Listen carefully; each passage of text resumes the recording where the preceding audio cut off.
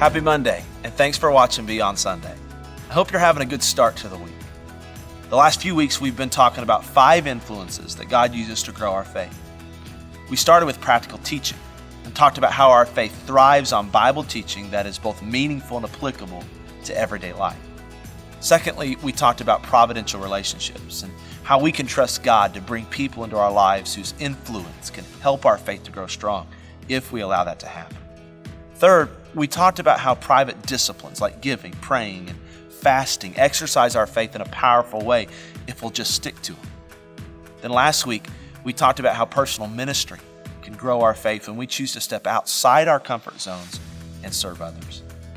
Today, we're going to discuss the 5th and final influence that God uses to grow our faith, and that is pivotal circumstances. Man, I've seen it happen again and again. People go through the most difficult circumstances imaginable and come out on the other side with rock-solid, unshakable faith. And as they describe their stories to me later, they say, I wouldn't have signed up for it. I wouldn't choose to go through it again, and I certainly wouldn't wish it on anybody else. But God did something in the middle of those circumstances that I don't think He could have done any other way. Hearing that, I know some skeptics might say it's just Christians trying to help God out. He's supposed to be a good and loving God, but bad things happen to His people, and there's really no valid explanation for it. They'll say He's backed Himself into a corner. But the fact is undeniable. Our faith is permanently impacted by these difficult, unexpected circumstances. And listen, that's not accidental. It's intentional on God's part. The pivotal circumstances God uses to impact our faith can be either positive or negative. But most often it's negative circumstances that cause us to turn back to God. Something begins to happen in a person's faith that maybe couldn't happen in any other way. The account of the death of Jesus' friend Lazarus in John chapter 11, I think is one of the best examples of this in the Bible. Jesus actually creates negative circumstances in order to grow someone's faith. After receiving word of his good friend's illness, Jesus unexpectedly delays going to see him. Instead, He allows Lazarus to die.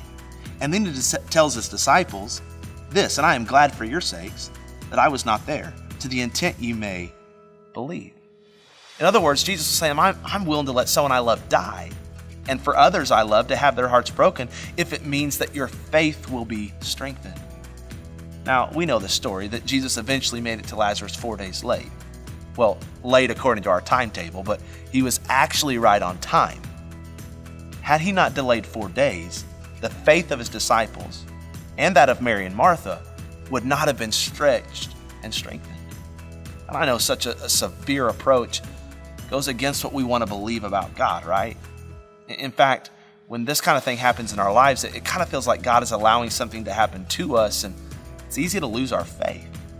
After all, why would a loving God do that to me? But what we've got to realize is that He's not doing something to us. No, He's doing something in us. And God is much more interested in growing our faith than He is in our personal comfort. C.S. Lewis put it this way: God whispers to us in our pleasures, speaks in our conscience, but shouts in our pain. He said it's His megaphone to rouse a deaf world. There's just something about pain that God can use to grow our faith. I don't know what you're going through today. Maybe like Lazarus, God's delaying in something you feel you need right now. Or maybe somebody you love is suffering and it hurts you. Or maybe it's something at your workplace that is continually frustrating. Or it's a broken relationship, strained finances, or sick children. Here's what I do know. God loves you. He loves you just as you are, but He loves you way too much to leave you that way. And so when He sees that your faith is kind of stalled out and you've gotten a little too comfortable, He just might send a pivotal circumstance your way to take your faith to the next level. And I hope God will do that for you. And when He does that, trust Him. Lean into His promises and understand that your faith is about to explode because of a pivotal circumstance that God took you through. Thank you so much for tuning in these last 5 weeks as we've talked about the 5 influences God uses to grow your faith. As always, thank you for watching Beyond Sunday, where we take God's truth and apply it to today's challenges. Have a great week.